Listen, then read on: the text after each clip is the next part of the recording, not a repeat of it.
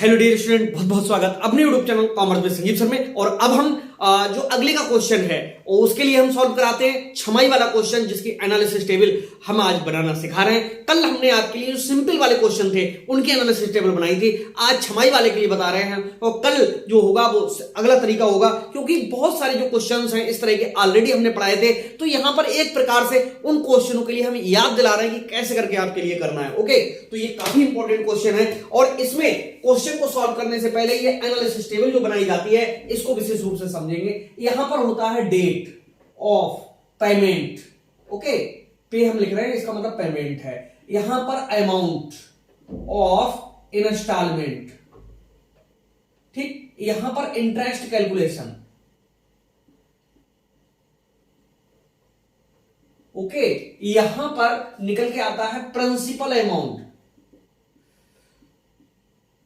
जिसे हम मूल रकम कहते हैं। यहां पर बैलेंस ऑफ कैश प्राइस, यानी जो नकद मूल्य है उसका बैलेंस है वो यहां पर दिखता है। ठीक है, चलिए अब देखिए क्वेश्चन है। उज्जवल ने 1 अप्रैल 2010 को किराया क्रय पद्धति पर एक मशीन इंडिया ट्रेडर्स से क्रय की है। भाई डेट ऑफ एग्रीमेंट हम आपको बता दें, पहले नंबर पे लिखवा देते हैं। डेट ऑफ एग्रीमेंट है 1 अप्रैल 2010। ठीक है, चलिए आगे कह रहा है उसी दिन उसने 4260 रुपए नगद दिए तथा शेष 6000 रुपए की 4 वार्षिक किस्तें 30 सितंबर 2010 से देने की सहमति दी। ठीक है, बहुत अच्छा है। देखो परचेज प्राइस, ठीक। 1 अप्रैल को इसने दिया है, कितना दिया है? 4260 दिया इसने। फिर 30 सितंबर के लिए इसने दिए हैं कितने? 6000, 4 किस्तें हैं, ठीक। फिर 31 मार्च के लिए 6000, 30 सितंबर के लिए 6000, फिर से 31 मार्च के लिए होंगे कितने? 6000, तभी 4 किस्तें हुई। ठीक है, ओके, सही है, ठीक। अब देखते हैं कितने में इसने खरीदा है, यानी टोटल परचेज प्राइस कितने खरीदा? 624 और 4 कितने होते? 28,260, यानी 28,260 में 28,260 में परचेज किया। लेकिन अगर ये नगद खरीदते तो कितने मिल जाता है? यानी कैश प्राइस कितना है? ओनली 25,000 है, शायद है 25,000 है। हाँ, नगद मूल्य अगर खरीदते तो कितना का था? 25,000। ठीक है, तो यहां पर जो बचेगा वो 0, 6, 2 और 8 में से 5 गया 3, 3260। ये क्या है? इंटरेस्ट है, वो भी कितने परसेंट है? 12% है शायद। ठीक है, हाँ 12% दर से है। और जो डेप्रिसिएशन की दर है वो कितनी है? 10% है। तो डेप्रिसिएशन तो जब खाते बनाएंगे हम तब लगाना है, यहां पर एनालिसिस टेबल को पहले समझाना है। तो चलिए स्टार्ट करते हैं भाई। 1/4/2010 के लिए कितने दिए इसने? 4260। फिर 30 सितंबर 2010 के लिए इसने पेमेंट दिया है कितना? 6000। फिर इसने 31 मार्च 2011 को 6000 का पेमेंट 6 महीने बाद दिया। फिर 30 सितंबर 2011 को 6000 का पेमेंट दिया। फिर 31 मार्च 2012 को इसने 6000 का पेमेंट दिया। इस तरह से ये पूरा चला है। ठीक है, अब देखो अगर ये नगद खरीदता तो इसको कितने मिल जाता? 25,000 में। ठीक, उधार खरीद रहे हैं तो इतना पेमेंट करना हो रहा है। चलिए सिखाते हैं। पहले दिन खरीदा, पहले दिन बेटा लेने गए तो 4260 रुपए जमा किए, उसमें कोई ब्याज नहीं था, क्योंकि आज ही खरीद रहे हैं, आज ही इसके लिए हम पे कर रहे हैं, कोई ब्याज नहीं होता है। यानी यहां पर 4260 को घटा दीजिए, कितना बचा? 0, 4, 9 में से 2 गया तो कितना? 7, 4 में से 4 गया 0, यहां पर 2। उसके पैसे रह गए 20,740 देने के लिए। अब 6 महीने बाद हम कितने की किस्त लेके गए हैं? 6,000 रुपए की। उसने कहा भाई पहले तो 20,740 पे 12% का इंटरेस्ट चुकाओ। 6 महीने का मतलब 6/12। ठीक, अब जो छमाही होता है उसमें 6/12 लग जाता है, जो वर्ष का होता है तो ये हट जाता है। बस इतना सा अंतर है, सेम वैसे ही सब कुछ हो रहा है। ठीक है, तो यहां पर जब हम इसकी कैलकुलेशन करेंगे तो देखो 12 से तो कट गए 12, ठीक, 2 जीरो से पॉइंट यहां पर आ जाएगा। अब इनकी हम कर लेंगे गुणा। ठीक, टाइम है देखो कम, 20 7.4 की गुणा करेंगे 6 से, ये आ रहा है 1244 है आंसर में। क्या 1244 सही है, एकदम करेक्ट है। यानी इंटरेस्ट आ गया 1244। रुपए कितने लेके गए थे 6000, तो 6000 में से घटा दो इसके लिए तो आएगा 4756। कितने जमा हो गए 4756। अब भैया 4756 और जमा हो गए, अब कितना रह गया देने के लिए। 10 में से 6 गया तो 4, 13 में से 5 गया तो 8, यहां पर 16 में से 7 गया तो 9, 9 में से 4 गया तो 5, यहां पर कितना 1, 15984 रह गए। अब जब ये वाले 6000 लेके जा रहे हैं तो 15984 का 12/100 गुणे 6 कितने 12, फिर 6 महीने का लगेगा।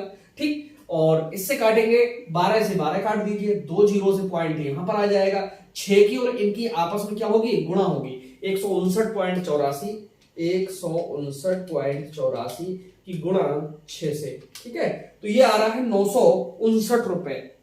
ठीक है, एकदम करेक्ट है, बराबर 959 रुपए। 6000 रुपए लेकर के जा रहे हो, 959 रुपए उसका ब्याज हो गया, तो 6000 में से इसको घटा देंगे तो 5041 रुपए बचे।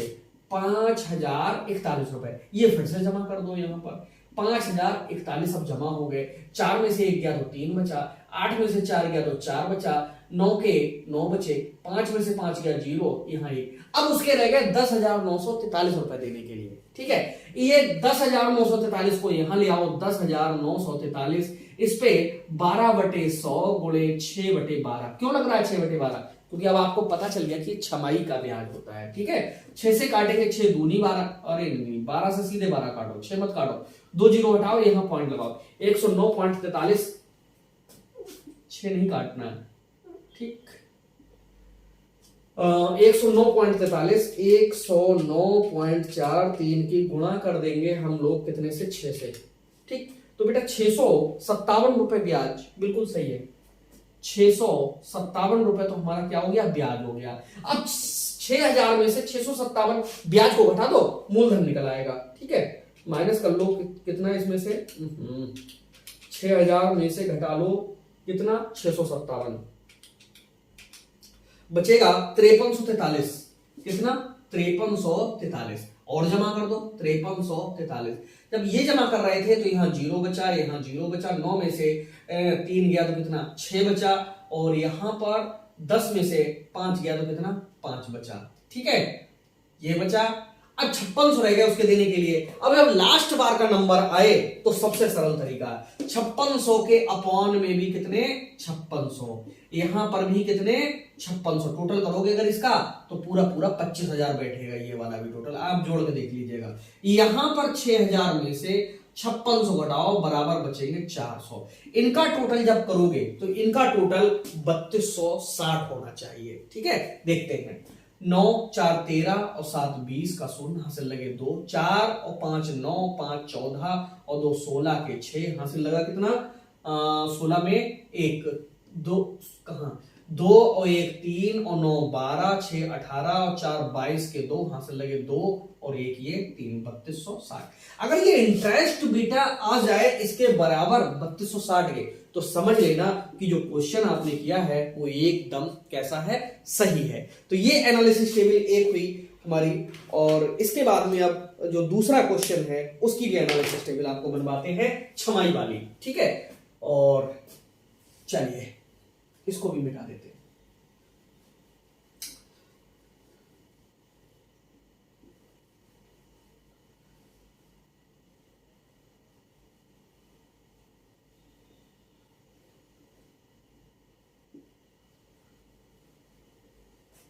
सब क्वेश्चन की जो एनालिसिस टेबल है अगर ये बनानी आ गई तो खाते तो बिल्कुल एक जैसे बनते हैं। ठीक, उनमें कोई किसी प्रकार का भेदभाव नहीं होता है, सब सिंपल है।